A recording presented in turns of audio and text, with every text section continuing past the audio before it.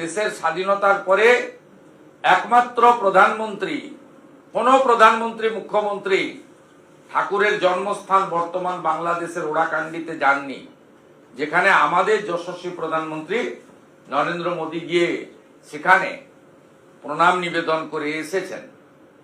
অন্যদিকে মমতা বন্দ্যোপাধ্যায় মালদা জেলার গাজলে একটি কর্মসূচিতে দাঁড়িয়ে শ্রী শ্রী হরিচাঁদ ঠাকুর, শ্রী শ্রী গুরুচাঁদ ঠাকুরের নাম বিকৃত করে উচ্চারণ করেছেন, যে উচ্চারণ আমি করতে পারবো না, ঠাকুরদেরকে অপমান করেছেন। এই তো নরেন্দ্র মোদীজির সঙ্গে তৃণমূল কংগ্রেসের সুপ্রিমো তথা রাজ্যের মুখ্যমন্ত্রীর সম্মান এবং মর্যাদার প্রশ্নে মানসিকতার ভিন্নতা, এই দুটো ঘটনার মধ্য দিয়ে আমরা তুলে ধরতে পারি।